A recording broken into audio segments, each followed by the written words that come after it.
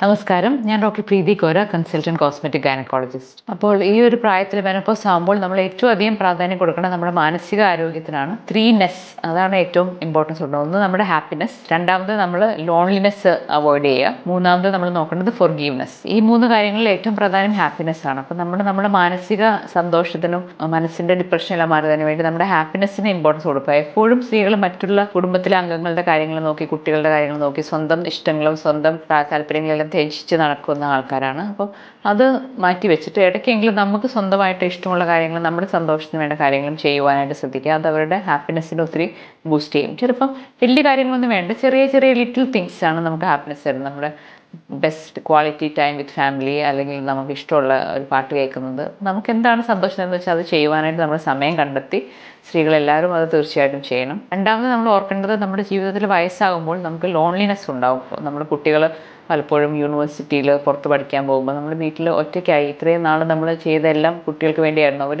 University പോകുമ്പോൾ ആ ഒരു മനസ്സിനൊരു ഏകാന്തത അനുഭവപ്പെടുന്നത് പല സ്ത്രീകളെ ഒത്തിരി അലട്ടാറുണ്ട്. അപ്പോൾ അത് വരാതിരിക്കാനായിട്ട് നമ്മൾ ആ സമയത്താണ് പലപ്പോഴും നമുക്ക് സമയം കൂടുതൽ കിട്ടുന്നത്. ആ സമയത്ത് നമുക്ക് ഇഷ്ടമുള്ള ഒരു കാര്യം പഠിക്കുവാനായിട്ടും, ഒരു ചലഞ്ച് ഏറ്റെടുത്ത് ഒരു പുതിയ സ്കില്ല് പഠിക്കാനായിട്ടും, അല്ലെങ്കിൽ സോഷ്യൽ ആക്ടിവിറ്റീസ്, സമൂഹ പ്രവർത്തനത്തിന് വേണ്ടിയൊക്കെ ഇറങ്ങാനുള്ള ഒരു പറ്റിയ സമയമാണ് സ്ത്രീകൾക്ക് ഈ 50കൾ. അതുപോലെ തന്നെ നമ്മൾ എപ്പോഴും ഓർക്കണം ഫോർഗീവ്നെസ്. നമ്മുടെ മനസ്സിൽ ഒത്തിരി വിഷമങ്ങളും ദുഃഖങ്ങളും അതുപോലെ ദേഷ്യമൊക്കെ കിടപ്പുണ്ടെങ്കിൽ അത് നമ്മുടെ മാനസികാരോഗ്യത്തെ ഒത്തിരി ബാധിക്കും. അപ്പോൾ മനസ്സിന് അമർഷവും ദേഷ്യവും കടിച്ചടക്കി കഴിയുന്നവർക്കാണ് കൂടുതൽ രോഗങ്ങൾ വരുന്നത്. അപ്പോൾ ഓവറോൾ നമ്മൾ മനസ്സിനെ സന്തോഷമാക്കി വയ്ക്കാൻ നമ്മൾ മറക്കുവാനായിട്ടും മറ്റുള്ളവർ ക്ഷമിക്കുവാനായിട്ടും പഠിക്കുക. അപ്പോൾ ഏറ്റവും ഉപരിയായിട്ട് ഹെൽത്ത്, നമ്മുടെ ആരോഗ്യമാണ് നമ്മുടെ എല്ലാ ഹാപ്പിനെസ്സിനും പിന്നിലുള്ളത്. അപ്പോൾ നമുക്കൊരു 50കളിൽ നല്ല ആരോഗ്യം ഉണ്ടാവണമെങ്കിൽ ചെറുപ്പം മുതലേ നമ്മൾ ഹെൽത്തി ആയിട്ടുള്ള എക്സസൈസും ഡയറ്റും ഒക്കെ ചെയ്ത് ശീലിക്കുക. പിന്നെ ആരോഗ്യത്തിന് ചെക്കപ്പിനും ഒക്കെ റെഗുലറായിട്ട് പോയി അതിന് ഇമ്പോർട്ടൻസ് കൊടുക്കേണ്ടത് വളരെ അത്യന്താപേക്ഷിതമാണ്. അപ്പം ഒത്തിരി ലേറ്റ് ആകുന്നതിന് മുമ്പേ തന്നെ നമ്മുടെ ആരോഗ്യ കാര്യങ്ങൾ നമ്മൾ നോക്കുവാനായിട്ടും, പ്രായമാകുമ്പോൾ നമുക്ക് ഒരാളുടെ സഹായം കൂടാതെ തന്നെത്താൻ ഒരു കസേരയിൽ നിന്ന് എഴുന്നേറ്റ്